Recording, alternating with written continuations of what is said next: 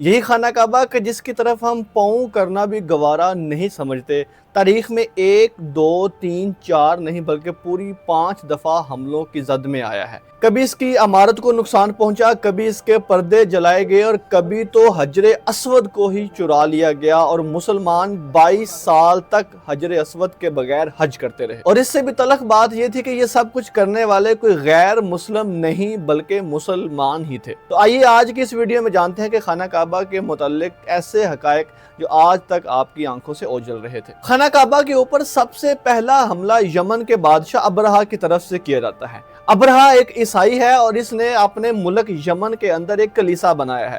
اس کا دل چاہتا ہے کہ عرب کی مذہبی اجارہ دری ختم ہو اور تمام لوگ خانہ کعبہ کی بجائے اس یمن صنعا شہر کے اندر بنائے گئے گرجا گھر کی عبادت کریں۔ وہ اس کے لیے عرب لوگوں کو دعوت بھی دیتا ہے لیکن وہ اس کی بات کو نہیں مانتے۔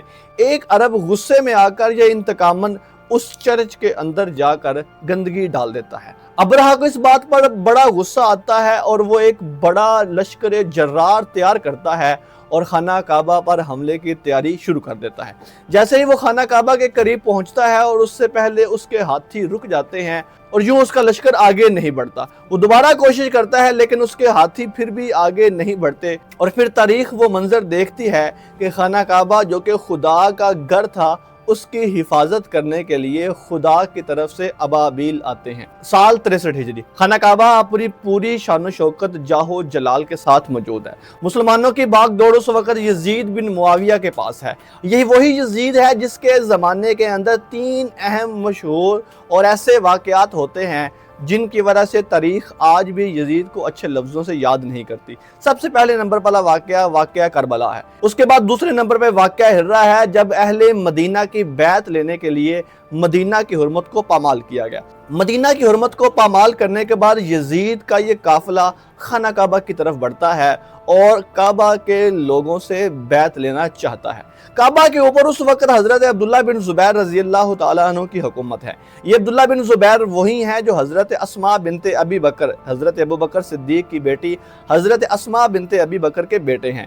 حضرت عبداللہ بن زبیر رضی اللہ تعالیٰ عنہ نے حضرت امیر معاویہ رضی اللہ تعالیٰ عنہ کی وفات کے بعد حجاز کے اندر اپنی خلافت کا اعلان کر دیا ہے اور یزید زبردستی بیعت لینے کے لیے ایک لشکر خانہ کعبہ کی طرف بھی روانہ کرتا ہے۔ خانہ کعبہ کا محاصرہ کیا جاتا ہے اور حضرت عبداللہ بن زبیر رضی اللہ تعالیٰ عنہ اس کا ڈٹ کر مقابلہ کرتے ہیں۔ منجنیقوں کے ساتھ خانہ کعبہ کے اوپر پتھر برسائے جاتے ہیں اور بعض روایات کے مطابق خانہ کعبہ کے پردوں کو آگ لگ جاتی ہے جس سے عمارت کو مزید نقصان پہنچتا ہے۔ 63 ہجری کے دوران ہی یزید کا انتقال ہو جاتا ہے، فوج کا حوصلہ ٹوٹ جاتا ہے، حضرت عبداللہ بن زبیر کی پوزیشن مزید مستحکم ہو جاتی ہے اور یوں خانہ کعبہ مزید تباہی سے بچ جاتا ہے۔ سال آتا ہے 72 ہجری جب خاندان بنو امیہ میں سے عبد الملک بن مروان حکومت سنبھالتا ہے۔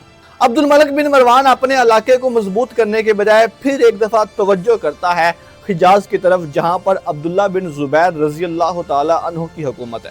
عبد الملک بن مروان کا ایک سخت گیر گورنر ہے جو کہ طائف کے خاندان بنو ثقیف سے تعلق رکھتا ہے اور اس کا نام ہے حجاج بن یوسف ثقفی۔ عبد الملک بن مروان ایک لشکر دے کر حجاج بن یوسف کو دوبارہ خانہ کعبہ کی طرف بھیجتا ہے اور کہتا ہے کہ عبداللہ بن زبیر کی بغاوت کو ختم کرو اور اس سے بیعت لو۔ حجاج بن یوسف منجنیقوں کے ساتھ خانہ کعبہ کے اوپر شدید پتھروں سے حملہ کرتا ہے جس سے دوبارہ خانہ کعبہ کی عمارت کو نقصان ہوتا ہے اور یوں خانہ کعبہ کی حرمت تیسری دفعہ پامال کی جاتی ہے۔ خود مسلمان ہی آپس میں لڑتے ہوئے خانہ کعبہ کی حرمت کو پامال کرتے ہیں۔ اس کے بعد کئی عرصے تک خانہ کعبہ کی حرمت بالکل ویسی بحال رکھی جاتی ہے، لیکن پھر تاریخ میں دن آتا ہے 317 ہجری کا۔ خانہ کعبہ کے اندر حج کا سیزن ہے، لبیک اللہم لبیک کی صداؤں سے پورا حرم گونج رہا ہے، لوگ جوک در جوک خانہ کعبہ کی زیارت کے لیے آ رہے ہیں۔ اسی دوران باغی گروہ جس کو کرامتہ کہا جاتا ہے اور ان کا سردار ابو طاہر الکرامتی آگے بڑھتا ہے اور اپنے باغی گروہ کے ساتھ مل کر ہزاروں حاجیوں کو قتل کرنا شروع کر دیتا ہے۔ وہ نہ صرف حاجیوں کو قتل کرتے ہیں بلکہ ان کی لاشوں کو اٹھا کر زمزم کے کنویں کے اندر پھینک دیتے ہیں۔ اور پھر فرشتوں نے بھی وہ منظر دیکھا کہ ابو طاہر الکرامتی آگے بڑھتا ہے اور خانہ کعبہ کی دیواروں میں نصب وہ پاک پتھر کے جس کو خود نبی صلی اللہ علیہ وآلہ وسلم نے اپنے ہاتھوں سے رکھا تھا، جی ہاں، حجر اسود کو آگے بڑھتا ہے اور ابو طاہر الکرامتی حجر اسود کو اس کی جگہ سے اکھاڑ لیتا ہے۔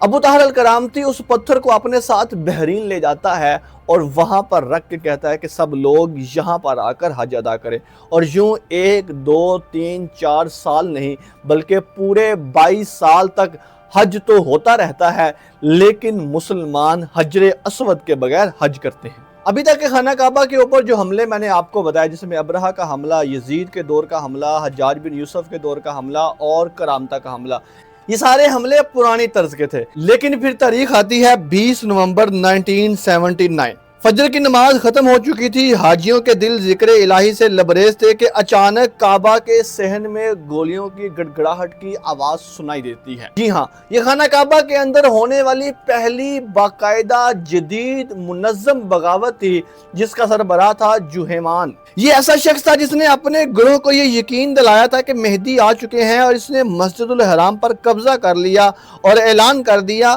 کہ یہ محمد بن عبداللہ القحطانی آخری مہدی الزماں ہے۔ مکہ کی فضاؤں میں خوف پھیل گیا، سعودی حکومت ہل کر رہ گئی۔ فوج نے اندر جانے کی کوشش کی، لیکن حملہ آور سنائپرز اور جدید اسلحے سے لیس تھے۔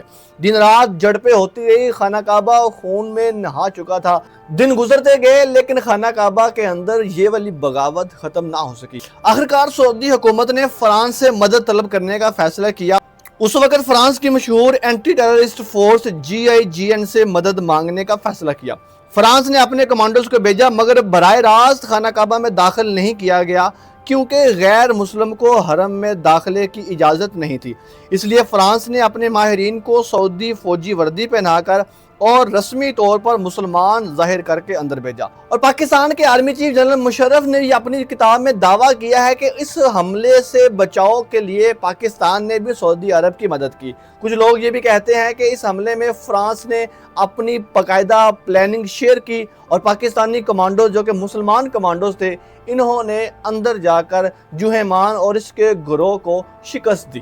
فرانس نے اس وقت ایک نیند آور گیس جو تھی اس کا استعمال کیا، جس سے جوہیمان اور اس کا گروہ بے ہوش ہو گیا، اور بعد میں ان کو گرفتار کر لیا گیا۔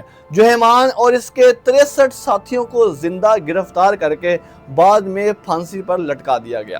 جی ہاں، یہ 1979 کا ہونے والا حملہ تاریخ کا سب سے جدید، مہلک اور خطرناک حملہ تھا، جس میں جدید رائفلز اور جدید ہتھیاروں کا استعمال کیا گیا تھا۔ ابھی تک کے لیے اتنا ہی ہے، انشاءاللہ آپ سے ملتے ہیں کسی نئی ویڈیو میں۔